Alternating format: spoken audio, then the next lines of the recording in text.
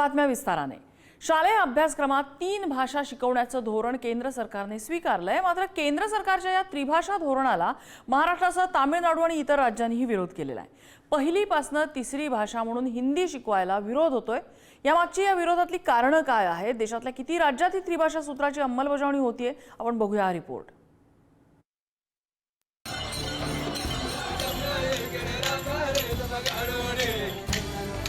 असं म्हणतात, एका कोसावर पाणी बदलतं तर 4 कोसावर भाषा।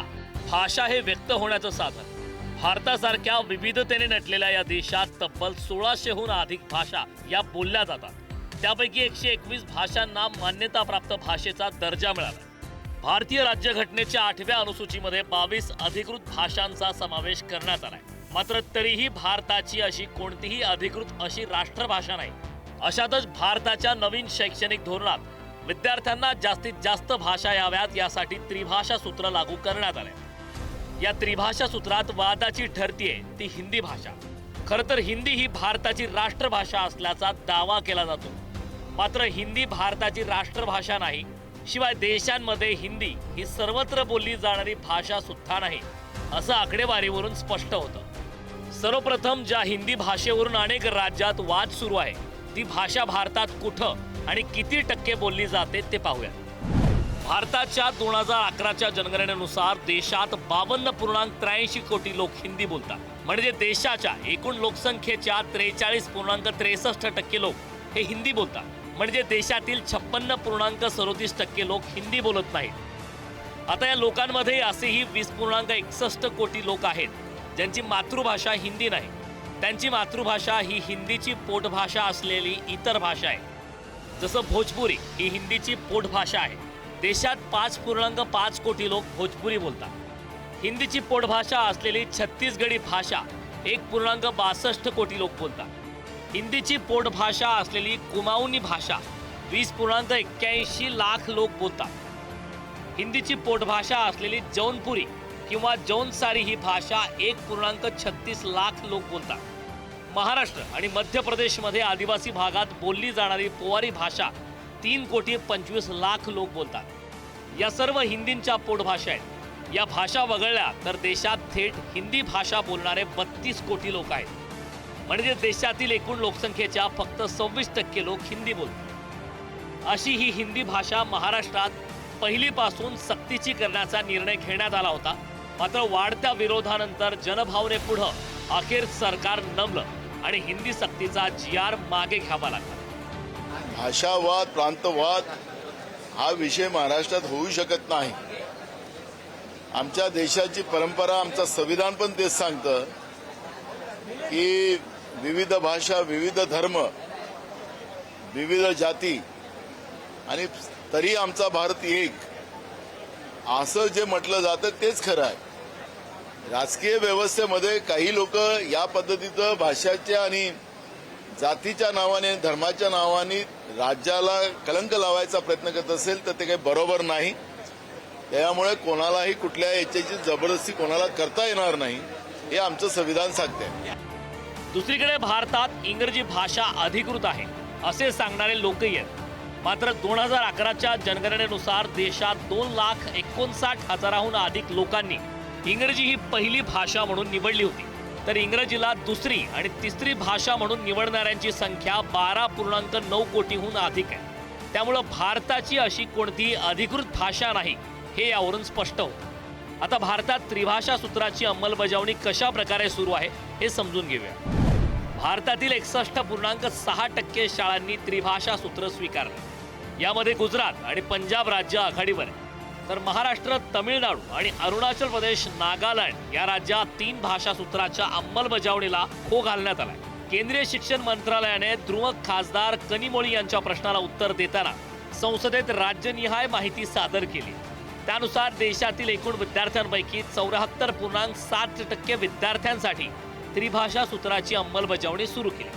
भारतातील 14,71,891 शाळांपैकी 9,06,225 म्हणजेच 61.6% शाळांनी त्रिभाषा सूत्राचा स्वीकार केला। उर्वरित शाळांपैकी 4,16,601 म्हणजेच 28.3% शाळांमध्ये 2 भाषा शिकवल्या जातात। तर 1,49,065 म्हणजे देशातील 10.1% शाळांमध्ये फक्त एकच भाषा शिकवली जाते. विद्यार्थ्यांचा विचार केला तर देशातील एकूण 24,89,45,828 विद्यार्थ्यांपैकी 18,53,18,537 म्हणजे देशातील 74.7% विद्यार्थी हे 3 भाषा शिकतात. उर्वरित विद्यार्थ्यांपैकी 4,56,52,050 विद्यार्थी हे 2 भाषेत शिक्षण घेतात. तर देशात एकच भाषा शिकणाऱ्या विद्यार्थ्यांची संख्या 2,10,75,241 इतकी आहे. राज्याचा विचार केला तर त्रिभाषा सूत्रांचा विचार करता साधारण 16 राज्यांनी 3 भाषा सूत्र स्वीकारल्याचं दिसून येतं. त्यामध्ये गुजरात 97.6% आघाडीवर आहे. त्यानंतर पंजाब 96.2%, सिक्कीम 89.2%, उत्तराखंड 87.4%, उत्तर प्रदेश 82.8% शाळांनी त्रिभाषा सूत्राचा स्वीकार केला. केंद्रशासित प्रदेशांचा विचार केला तर चंदीगडमध्ये 97.4% शाळांमध्ये 3 भाषा शिकवल्या जातात आणि दादरा आणि नगर हवेली आणि दमण आणि दीव 96.8% विद्यार्थ्यांना त्रिभाषा शिकवल्या जातात. त्रिभाषा सूत्राची प्रभावी अंमलबजावणी न करणाऱ्या सर्वात तळाच्या 5 राज्यांमध्ये अरुणाचल प्रदेश 0.3%, नागालँड 2.5%, तमिळनाडू 3.2%, मेघालय 18.9% आणि आसाम 33.6% या राज्यांचा समावेश होतो.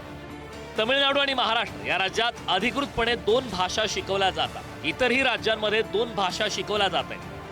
त्या राज्यांमध्ये अरुणाचल प्रदेश 94.4%, मेघालय 65.8%, आसाम 58.8% आणि पश्चिम बंगाल 43% या राज्यात 2 भाषा शिकवल्या जात आहेत. दक्षिणेकडील राज्याचा विचार केला तर 59.8% शाळेत 2 भाषा शिकवल्या जातात. 37% राज्यात एकच भाषा शिकवली जाते. त्रिभाषा सूत्राला साधारण उत्तर येतील म्हणजे गायपट्ट्यातील राज्यातून चांगला प्रतिसाद आहे. मात्र दक्षिणेकडील राज्यांना त्रिभाषा शिकणं म्हणजे केंद्र सरकारनं लादलेला निर्णय वाटतो. इतर भाषा शिकताना आपलीच भाषा कालांतराने लोप तर पावली जाणार नाही ना, अशी भीतीही स्थानिकांच्या मनात. महाराष्ट्र हे मराठी भाषिकांचं राज्य आहे. या ठिकाणी अनेक भाषा बोलल्या जातात. मात्र इथं मराठी भाषिक लोकांना आपल्या भाषेसाठी झगडावं लागतं. सुरेश भट म्हणतात त्याप्रमाणे पाहुणे जरी असंख्य पोसते मराठी, आपुल्या घरात हाल सोसते मराठी, अशी अवस्था इतर राज्यांची होईल. 2018च्या लिव्हिंगस्टिन सर्व्हे ऑफ इंडियानुसार भारतात 1600हून अधिक भाषा आणि बोली भाषा आहेत. मात्र नव्या भाषिक आक्रमणात त्या भाषा मागे पडतील किंवा कायमच्या लोप पावतील. भाषेमुळेच संस्कृती निर्मिती आणि जतन शक्य होतं. संस्कृती, चालीरीती, रूढी, परंपरा जतन करण्याचं आणि हा ठेवा एका पिढीकडून दुसऱ्या पिढीकडे संक्रमित करण्याचे काम भाषा करते. कोणत्याही विचारांची देवाणघेवाण भाषेशिवाय शक्य नाही व संपर्काशिवाय संस्कृतीचा विकास व प्रगती होऊ शकत नाही. त्यामुळे भाषा जिवंत राहणं हे किती गरजेचं आहे यावरून स्पष्ट होतं. शिवाजी काळे, पुढारी न्यूज, इंडिया नाव.